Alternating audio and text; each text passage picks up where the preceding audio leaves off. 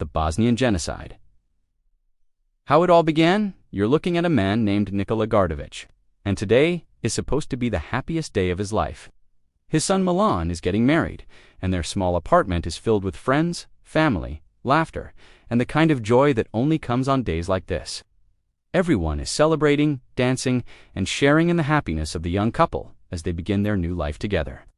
But what none of them know is that in less than 3 hours, Nicola will be dead, killed in an incident that will help spark one of the darkest chapters in European history, the crumbling of Yugoslavia. To understand what happened, we need to go back to the early 1990s, when Yugoslavia was falling apart. This wasn't just any country. It was a complex state comprising multiple ethnic groups, including Serbs, Croats, Slovenians, Bosniaks, and Albanians, all living together under one flag. For decades, these groups had coexisted, but years of corruption, economic instability, and rising nationalism had created deep cracks in the state's foundation. The tension between these ethnic communities had been building for years, like pressure in a volcano waiting to erupt. Less than a year before this wedding, a Serbian politician named Slobodan Milošević had taken control of the shared Yugoslav military, making him the most powerful man in the entire region. This wasn't just a political move, it was a dangerous concentration of power in the hands of someone with a very specific vision for the future. Milošević had begun speaking publicly about uniting all Serbs into one giant state, and his vision notably excluded Croats, Albanians, and Bosniaks from this future. To anyone paying attention, his words sounded less like political rhetoric and more like a blueprint for ethnic cleansing. Bosnia's decision to leave Bosnia's president, Alija Izetbegović, could see what was coming and knew that staying in Yugoslavia under Milosevic's control would be a disaster for his people. He made the bold decision to call for a vote of independence, hoping to lead Bosnia out of Yugoslavia before things got worse. The Bosnian Serbs, who wanted to remain part of a greater Serbia, were furious about this referendum. Their leader, Radovan Karadžić, wasn't going to let Bosnia leave without a fight. Karadžić's threat. Radovan Karadžić stood before Parliament with a message that would chill everyone in the room. He looked directly at President Izetbegović and issued a threat that was barely veiled, warning him about the consequences of pursuing independence. His words were clear. If Bosnia tried to leave Yugoslavia, the Bosniak people would face a path that would lead to their destruction. This wasn't just political posturing or empty words meant to intimidate. It was a promise of violence to come. The independence vote. Despite the open threats from Karadžić and the Bosnian Serbs, President Izetbegović was convinced that his rival was bluffing and wouldn't actually follow through with violence. On the day of the independence vote, the Bosnian Serbs boycotted the referendum as expected, but no violence erupted. With the Bosniak and Croat communities forming the majority, the vote passed easily, and Bosnia declared its independence from Yugoslavia. For a brief moment, it seemed like Izetbegović had been right, that Karadžić's threats had been nothing more than hot air. The wedding celebration. Back at Milan and Diana's wedding, none of the guests were thinking about politics, referendums, or the possibility of civil war. The ceremony had gone beautifully, and now it was time to celebrate. So the wedding party drove to the old part of Sarajevo for the reception. They were a joyful convoy of cars, waving Serbian flags, honking their horns, singing songs, and celebrating love in the way that wedding parties do everywhere. It was supposed to be a day of happiness, a day that would be remembered for all the right reasons. The fatal encounter. By pure chance, as the wedding convoy made its way through the streets, they passed a known Bosniak gangster who was walking on the sidewalk. When this man saw the Serbian flags waving from the cars and heard the celebration, something inside him snapped with rage. The sight of Serbian nationalism being celebrated in the streets just days after the independence vote was more than he could bear. He made a decision in that moment that would change everything. The shooting? The man disappeared from view, but only for a moment, because he had gone to retrieve a gun. He entered the parking area where the wedding party had gathered, and without warning or hesitation, he opened fire. In the chaos and confusion, bullets flew through the air as wedding guests scattered in terror. When the shooting stopped and the smoke cleared, Nicola Gardovich, the father of the groom, lay dead in the parking lot. The aftermath of Nicola's death. By all accounts, Nicola's death was simply a case of being in the wrong place at the wrong time, a senseless act of violence at what should have been a celebration. But in the powder keg that was Bosnia in 1992, the facts didn't matter as much as the narrative. Serbian leaders immediately seized on the incident as proof that their communities were no longer safe in an independent Bosnia. Bosniak officials, on the other hand, insisted it was nothing more than the act of a reckless criminal with no political motivation. The gunman goes free.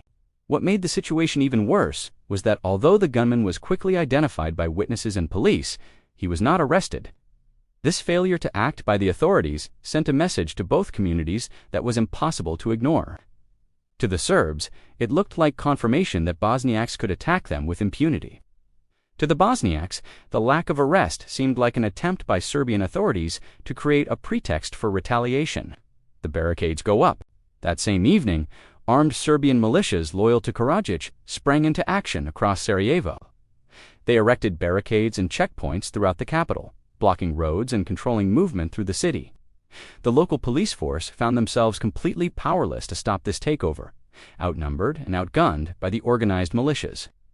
Within just a few hours, Sarajevo was effectively under Serbian control, and the city's Bosniak and Croat residents found themselves trapped. The failed peace meeting. The next day, President Izetbegović and Karadžić met face-to-face to try to calm the situation before it spiraled completely out of control. Both men spoke about de-escalation, about peace, about finding a way forward that wouldn't plunge the country into war. But what Izetbegović didn't know was that Karadžić had already secured backing from both Milošević in Serbia and the Croatian president for a plan to split Bosnia between them. The meeting was theater, a performance to buy time, while military preparations continued in secret. The military buildup. Behind the scenes, Milošević began a massive and covert military operation to strengthen Karadžić's forces. Bosnian Serbs, who were serving in the Yugoslav army, were quietly transferred directly into Karadžić's Bosnian units.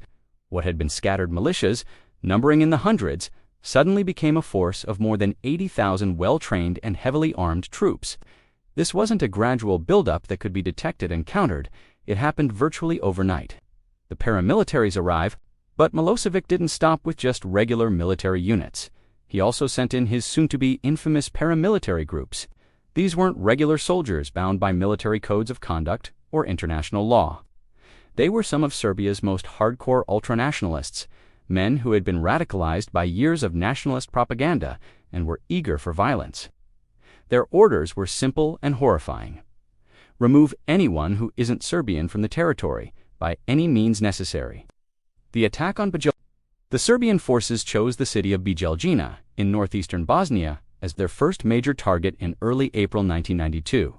The city's Bosniak population had no idea what was coming and had no real means to defend themselves against a military assault. The heavily armed Serbian forces, with their tanks, artillery, and thousands of troops, descended on the city. It took them just 3 days to completely capture Bijeljina and establish total control. The executions begin. On the final day of the assault on Bijeljina, the Serbian soldiers began a systematic hunt for Bosniak civilians and anyone known to support President Izetbegović. These weren't military targets or combatants. They were teachers, shopkeepers, doctors, and ordinary families. They were dragged from their homes, rounded up in groups, and then lined up along the sides of streets and in the town square. Then, in full view of their terrified neighbors, they were executed one by one. Ethnic cleansing begins. What happened in Bijeljina wasn't a military operation in the traditional sense. It was the beginning of systematic ethnic cleansing. The message was clear and brutal. Bosniaks were no longer welcome in areas that Serbs claimed as their own. Survivors would later describe scenes of unimaginable horror, of neighbors turning on neighbors, of ancient communities being destroyed in days. The world was about to witness atrocities not seen in Europe since World War II.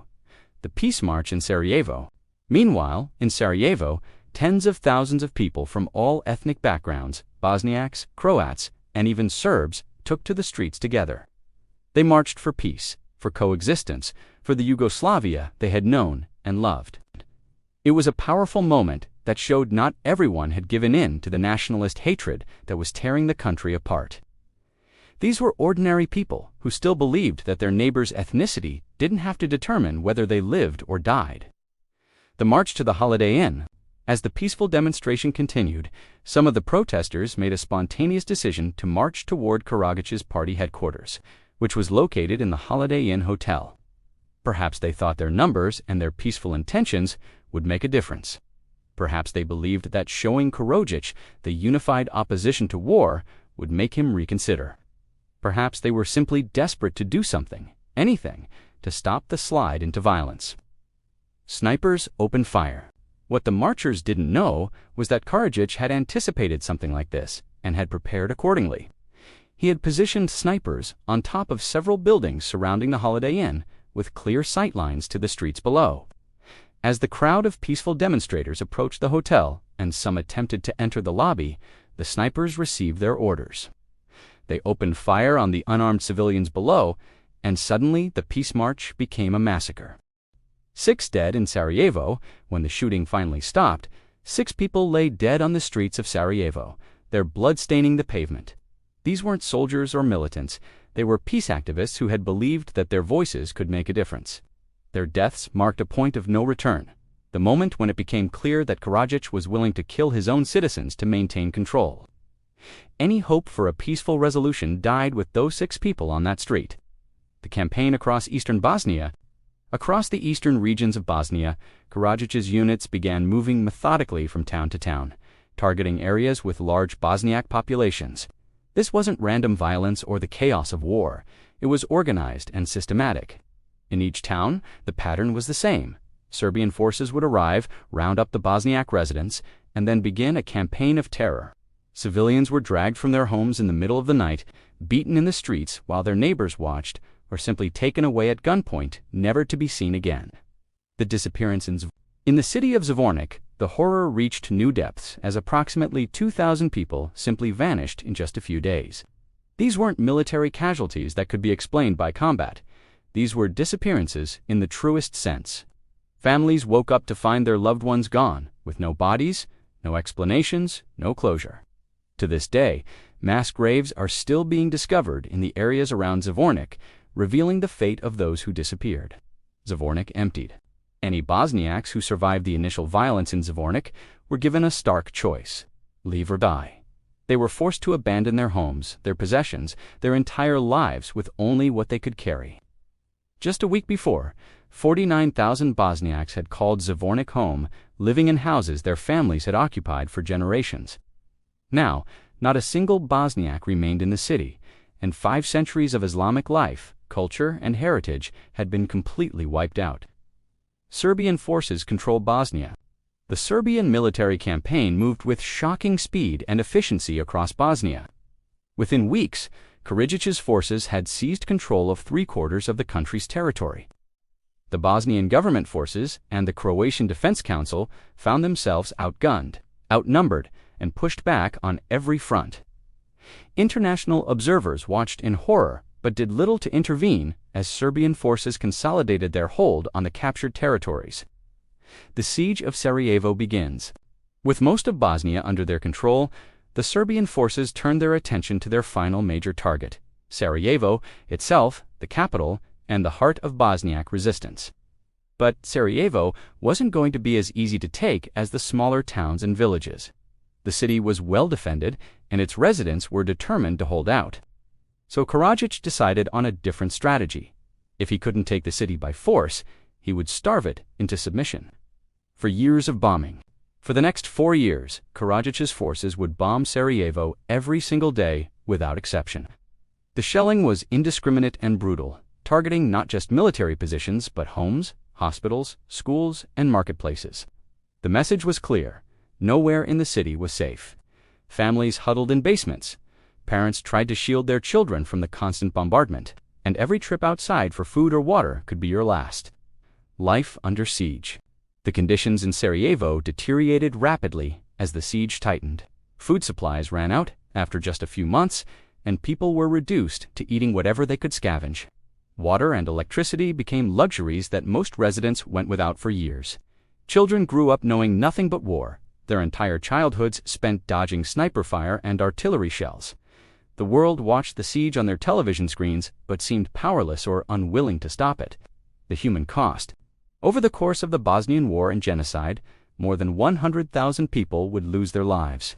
These weren't just statistics or numbers, they were fathers and mothers, sons and daughters, each with their own stories and dreams, cut short by violence. An additional 2 million people, nearly half of Bosnia's entire population, were displaced from their homes. They became refugees in their own country, or fled abroad, scattered across Europe and the world. NATO intervention.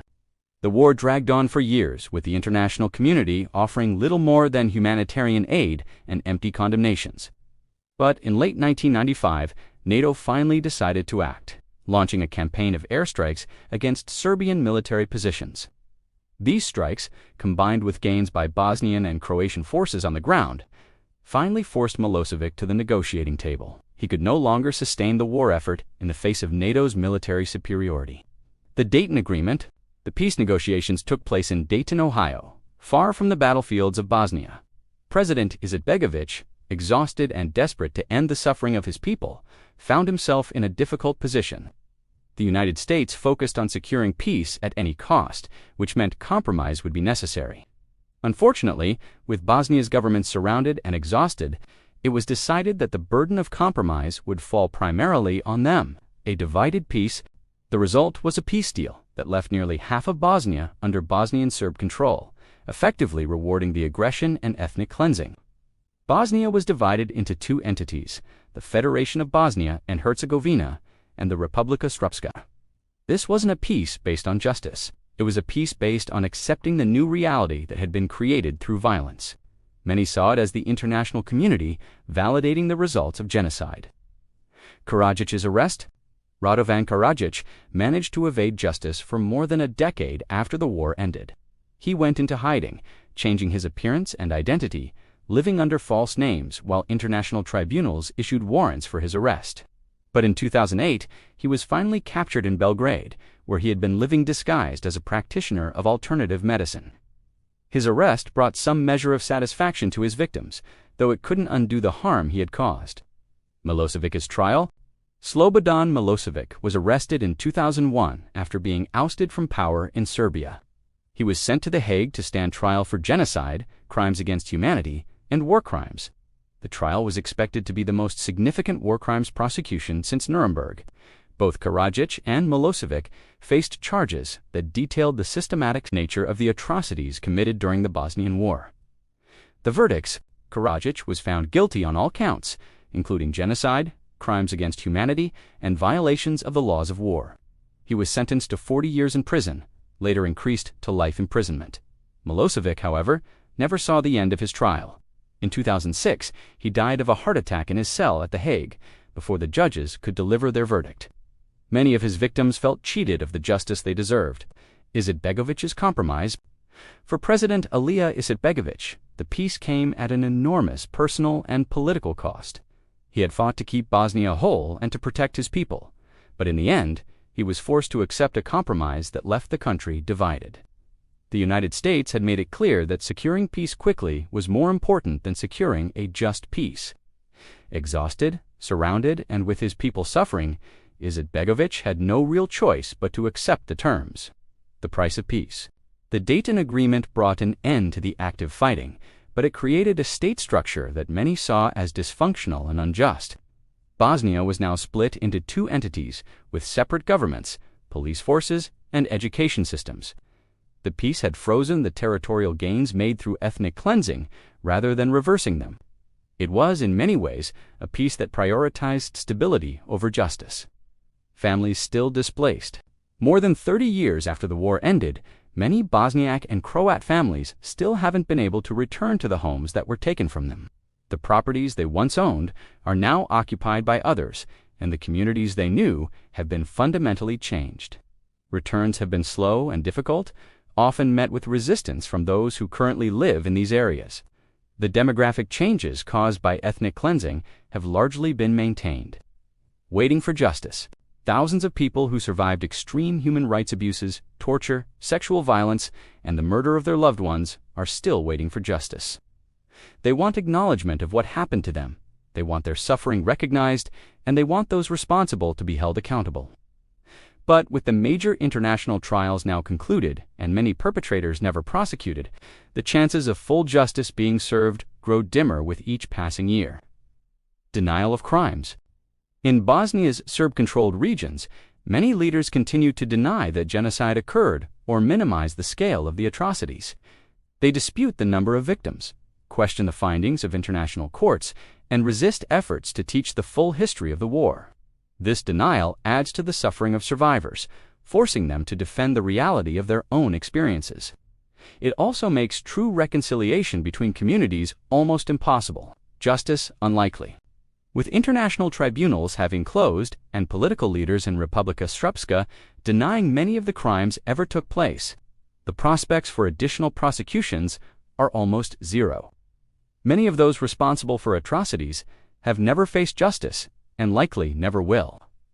They live freely, some even holding positions of authority, while their victims struggle with trauma and loss.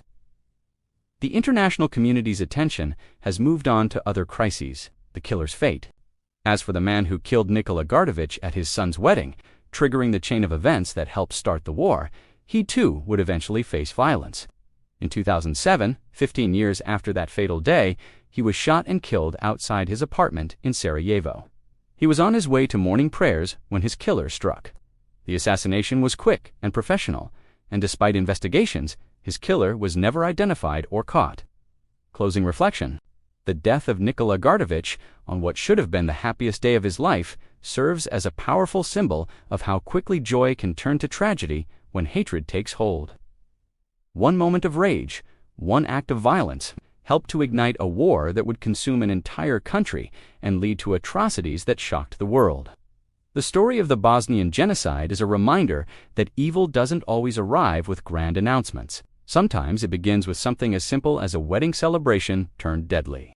The wounds from the Bosnian War remain open today, and true healing seems distant when justice remains incomplete and denial persists. But the stories of what happened must be told and retold so that future generations understand the cost of ethnic hatred and the importance of standing against it.